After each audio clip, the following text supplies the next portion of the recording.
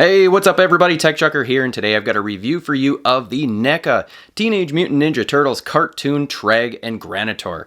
Now I have to give a huge shout out thank you to Dog Reviews. He hit me up in a PM knowing that I hadn't seen these things yet. We did a trade. He had an action figure that I have that he really wanted, and he offered up the trade to me, and I couldn't pass this up. And now that I've got these in hand, I am super happy that I did this trade. But let's not waste any more time. Let's go ahead and, while they're already cracked open, let's just do a closer look.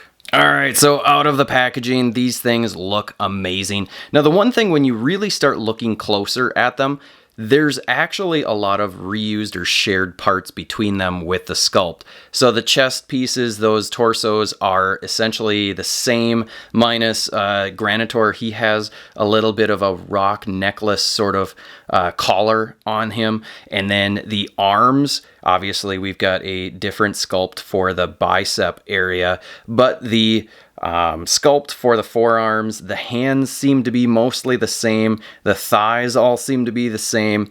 But the cool part about that is even though they have a lot of similar sculpt pieces, they look very different, and kudos to NECA for that. You can see that on TRAGG, he's got kind of shoulder pieces that really bulk that out, whereas GRANITOR does not. I would have maybe liked to see some sort of more of a covering on these shoulders. We didn't see the ball, but you know, I'm not going to complain about that. Their backs, there's not a lot of difference. The belts and whatnot and the holsters exactly the same. That's totally fine. Different colors at least. The helmets are different, and obviously the heads and necks are very different. Paint wise, NECA just knocked this out of the park. They look amazing. The sculpts, like I already said, look awesome. Everything about these things is super cool. I think they're very good representations for the show. The faces are my most favorite part about these guys. They're very expressive in what they gave us, since we only get the one head sculpt. Obviously, it would have been nice to have more than one head sculpt. I love the little emblem and then the metal that we've got here, and that's really good. I would have liked to see a little bit of paint on the bullets right here on GRANITOR, but otherwise, I mean, the complaints that I have are so minimal. The boots, I'm pretty sure these are the same boots that Bebop, it was either Bebop or Rocksteady, or maybe both of them had, and I'm fine with it because they are fairly wide, so they're able to hold them up pretty good, because these are fairly top heavy, so just be aware of that when you are posing them up. The other thing that I would have liked to see is slightly softer hands for the plastic. It's very rigid. I feel like when I'm trying to get the guns in their hands, one, it's going to scratch the paint off, and then two, there's a good possibility I feel like I'm going to break them. Let's go ahead and measure these guys out. TRAGG is coming in at about 6 3/4 inches, and GRANITOR is about 7 inches tall. So they are very good size. They obviously tower over your standard 6-inch Marvel Legends, but I think this still, if you really wanted to have a crossover, by all means, you're going to be able to do it, and it's not going to look really out of place. There is Raphael. Let's throw in Krang, because if you're not familiar with these two characters, they are Dimension X characters. They were mutated by Krang, so essentially he is their leader, or his whatever, you know what I mean. I would say that Master Shredder fits in pretty good for scale. He is close to the same height as these two, which is what I would kind of expect. Now let's throw a couple other villains in here. So here we've got Bebop. Bebop, for the show, he is a little bit shorter in the show than the NECA figures, but I'm okay with these two being a little bigger. My guess is that TRAGG and GRANITOR should probably technically be a hair smaller, but you know, I'll get over that pretty quick and easy. Now I was wrong about the boots. They are not the same boots as what Rocksteady had. Rocksteady's just a little bit shorter than these guys, but overall I think they scale really well, and it is super fun. Let's throw in a foot soldier. What the heck? because the foot soldiers are roughly the same size as well. You're not going to be able to see Granitor back there, but check it out. That's a pretty cool looking crew.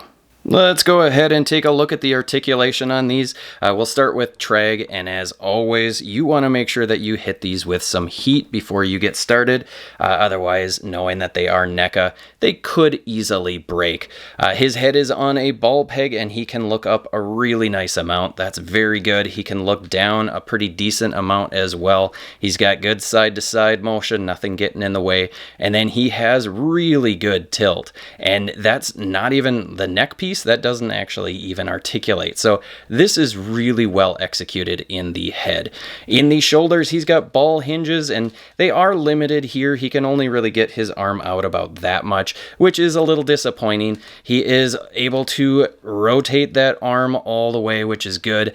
If they could have done a butterfly, that would have been great. I don't know how they would have done it. I think maybe the sculpt is better to have this way than the articulation. It looks as though there would have been a joint in the upper bicep, but there is not any bicep swivel. But there is swivel at the elbow here and at the forearm, and there are double jointed elbows. Just be careful. And he can get about 90 degrees, maybe a hair more than 90. In the wrists, he's got a ball hinge, and that works pretty darn good. He doesn't have a lot that gets in the way of it, even though the sculpt looks like it would cause problems. It does stop it a little bit, but you can certainly work around that. So very pleased with the arm articulation. In the torso, this is kind of the weakest area, but it's not too bad. He can crunch forward only about that far. That, is a little disappointing, but whatever. He can arch his back only about that far. But again, because these are rock creatures or rock soldiers, I guess I don't know just how dynamic of poses we really need with these guys. He is able to tilt side to side. That is very impressive for a figure like this. And he can swivel both here and at the waist. Now the waist swivel, I think that is just a swivel. It doesn't seem to do anything else. He's got T-jointed ball joints in those hips, and he would be able to do these splits if it wasn't for his holster. Mine are getting a hair loose, but some of the floor polish would probably take care of that. There is a swivel at the thigh, which is very nice, but it looks... I'm not a big fan of the way that looks. It certainly helps with the range of motion, but the smoothness and the fact that it doesn't look the same, if they had painted it with this flat color rather than a shiny plastic, I think that would have gone a long way to kind of cover that up, but whatever. He is able to kick forward a really good amount. That's very nice. And then kicking back. Now the butt piece is a little bit of a rubbery plastic, so you can kind of push it a little bit, but not a lot. You're going to get a lot of gappage there, which isn't super nice looking, but whatever. In the knees, he does swivel at the knee, and then he's got a single hinge in the knee, almost 90 degrees. That's a little weak. In the ankle, he has what I believe to be a hinge. He's able to get his foot back that far, which is very good. Can't really get it forward much at all. That is a huge disappointment. And then he does have ankle rocker as well. So very decent articulation on this, especially in the head. Let's bring in Granitor. We're not going to go through any of the areas that are exactly the same. We'll just do the areas that are different. His head is on a ball peg. He can only look up about that far. He can look down that far, and then with the neck, he can look even further down. Be very careful with this neck. It is a very thin piece of plastic, and it's kind of long, and I'm not really sure what that joint is. So it makes me nervous. He's got he's got really good tilt. This is very nice. Why I was about to say decent, I don't know. But he's got a lot of range of motion. Just be very careful. I'm so worried I'm going to break that off. In the shoulders, he's got the same joint, but because it's a different sculpt a little bit, it has limitations. So he's not going to be able to rotate at every angle because this big chunk on the top gets in the way. But otherwise, he's got pretty much the same. Same with the rest of the arms, the torso, all of that is the same. The legs are all the same. All right, let's jump into the accessories. These guys don't come with a lot. I already mentioned I would have liked to have had some alternate head sculpts. Now with his neck, I don't know how easy that would be to be able to swap them anyway. I do like Granitor's head a little bit more than I like Tragg's, but either way, they look very, very nice. They come with this canister. Some people are calling it an ooze canister. Others are calling it possibly something to do with the neutrinos.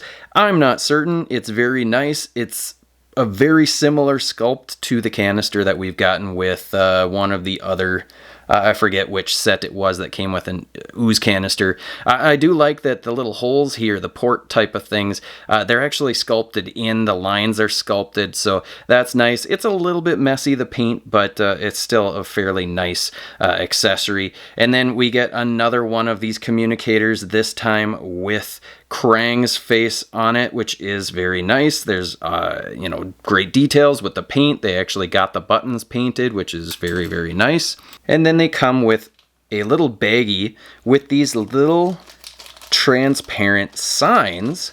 And once we get these out of their little baggie, here are the 3 neutrino wanted posters. So this, I am going to assume that at some point there is going to be a reveal of neutrinos coming from NECA. Now that could be wrong, but how cool would that be? I mean, there's hundreds of characters that NECA could do from the Teenage Mutant Ninja Turtles cartoon world. So hopefully they keep the license and we can get all of them. They also come with these 2 blasters. They are identical, which is super cool the way that they painted them. They're sculpted really, really nicely. I love the kind of tealish blue and then the darker blue with the black. It's very, very well done. This is where the hardness of the plastic on their hands makes me very, very nervous.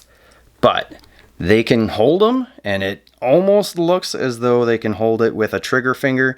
Now, they don't have trigger fingers, but it still works because it essentially covers the trigger guard, which makes it actually looks like he's got decent trigger discipline. And then they each have an identical holster, and it actually holds it very, very well. I really like these holsters. They're kind of a rubbery plastic, so they certainly flex. Now getting the barrel, end of the barrel, to actually go in, it's a bit of a feat, but once you get it in there, that looks really good. So overall, I am extraordinarily happy with these figures. I don't know that NECA could have done a whole heck of a lot to make these things that much better. They're sculpted well, they're painted very, very well, and I'm just overall pleased. Now, is this a set that you absolutely must have? For $51.99, I kind of think it is. Especially if you're a die-hard Teenage Mutant Ninja Turtles fan, obviously you gotta have them all. These 2, because they're in the cartoon, you really need to have them. It's a great rendition. So there you have it, folks. I hope you enjoyed this review. If you did, hit that like button, hit the bell notification and the subscribe button if you haven't already, and I will see you in the next video.